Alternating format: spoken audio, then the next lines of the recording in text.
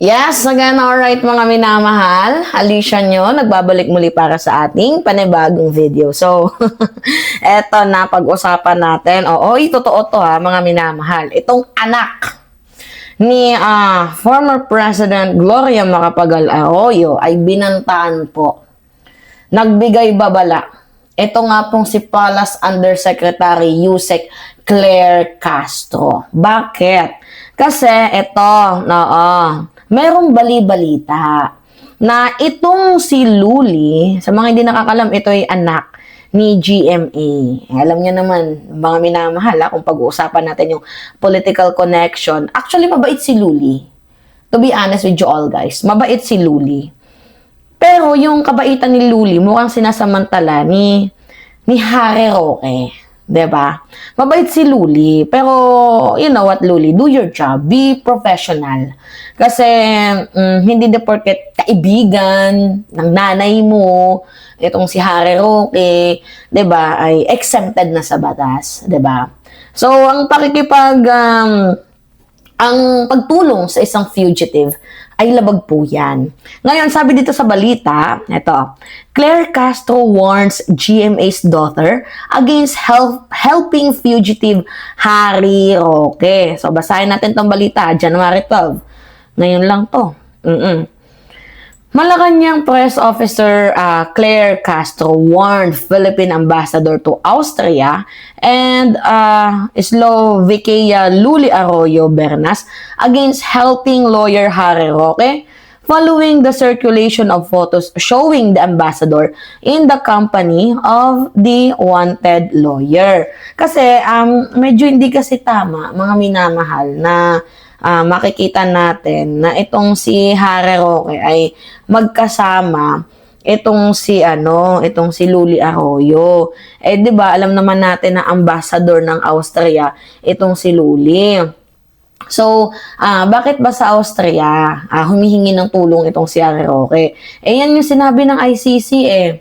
'Di ba, kung saan ka nakakuha ng visa, doon ka manghingi ng asylum mo. Eh yung nagbigay sa kanya ng visa yung Austria, mga minamahal.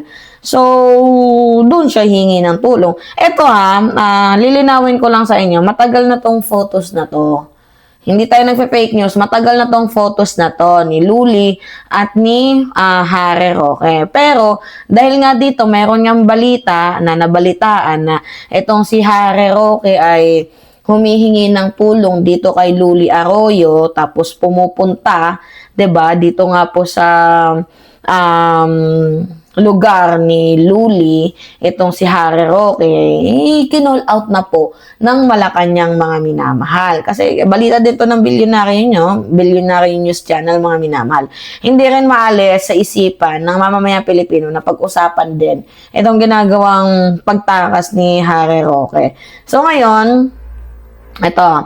In her vlog, Castro discussed the photos that went viral on social media, which showed Roque with Arroyo Bernas, raising question among netizens, especially since Roque will seek asylum in the said country. So, anyway, mga minamahal, itong si Luli is ambassador.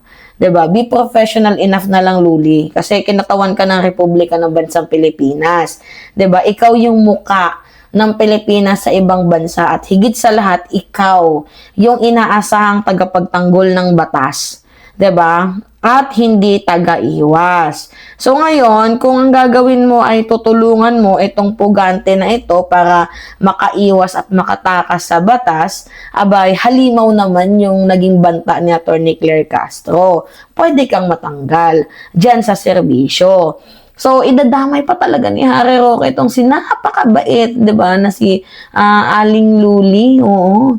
Ang bait-bait nitong taong 'to, mga minamahal. So, 'di ba, dapat sana, and I think professional naman itong si Luli, 'di ba? So, kung ang tulong ay para makaiwas, 'di ba, sa batas ng Pilipinas, hindi tama yung gagawin. Ano ba? May nag-message ba sa akin? Hindi tama ang gagawin ni Luli Arroyo. So, according to Castro, some netizens speculated that Arroyo Bernas might be harboring or assisting Roque, nako po, given her political ties.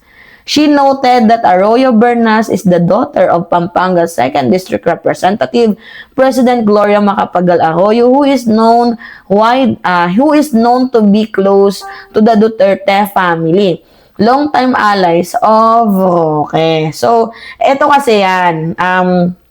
Si GMA, si Gloria Macapagal Arroyo ay malapit po sa kampo ng mga Duterte at naging political ally din siya sa mga nagdaang taon, 'di ba? Nung naging presidente, itong si former President Duterte. And we know naman na itong si Gloria Macapagal Arroyo ay isang DDS supporters, 'di ba? Para sa mata ng napakaraming political observer.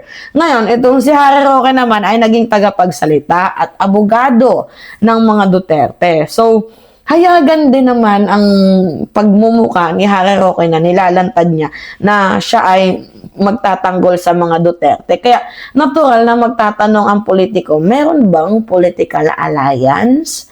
'Di ba? So, ang tanong na ito ay hindi naman ito akusasyon, to be honest, mga minamahal. Ito ay paghihingi lang ng linaw. Kasi itong si Roque, 'di ba? At itong Itong si Roque at itong si Gloria Macapagal Arroyo ay anak. Itong si Roque ay tagapagtanggol ng mga Duterte at itong si GMA anak. Itong si Luli. Mabait si Luli pero baka mamaya makulayan, 'di ba? Or di kaya madamay sa issue ni Roque. So, ambassador to Austria and Slovakia, Luli Arroyo Bernas, itong si Harry Roque kasi tandaan natin, ay nag-file ng asylum, nagpetisyon siya for asylum. Basta siguro nalalagyan ng kulay because Luli is Arroyo and Arroyo GMA, nakita natin sa ibang hearing, ganun niya ipagtanggol si VP Sara Duterte. Castro stressed that it would be improper for a Philippine ambassador to shelter or assist a fugitive, emphasizing that diplomats represent the country abroad and must uphold the law. So, kung ang pagtulong ay para makabalik ng safe, healthy, 'di ba? Walang issue doon. Pero kung tutulungan mo siyang makaalpas sa batas sa Pilipinas, hindi maganda bilang ambassador ng Austria kung saan napipintong pumunta si Harry Roque, 'di ba? However, that she had already verified the authenticity of the circulating photo with the Department of Foreign Affairs, which noted that the image is not recent and was taken in Austria way back 2023. Despite this, Castro reiterated her warning to Arroyo Bernas to refrain from helping Roque, who is facing an arrest warrant connection with an anti-human trafficking case linked to the Pogo Hub Lucky South 99 Corporation. So ngayon, paalala ito sa kanya at sa lahat, tayo ay dapat sumunod sa batas. Hindi porket kaibigan mo, sabi nga ng Pangulo, walang kaibigan, walang kaalyado, walang kamag-anak, walang sisinuhin kung sangkot, dapat managot. Yan po yung iginiit ni Yuse Claire Castro. So anyway, mga minamahal, wala din namang makakatakas sa batas. Wrong is wrong and right is right. At kahit anong mangyari, the wrong will be not right. Tama ba yun? Ang tama ay hindi magiging mali at ang mali ay hindi pwedeng maging tama. So, no matter what, na magkaibigan kayo, be professional enough sa trabaho mo. Yun lamang po at ingat mga kababayan.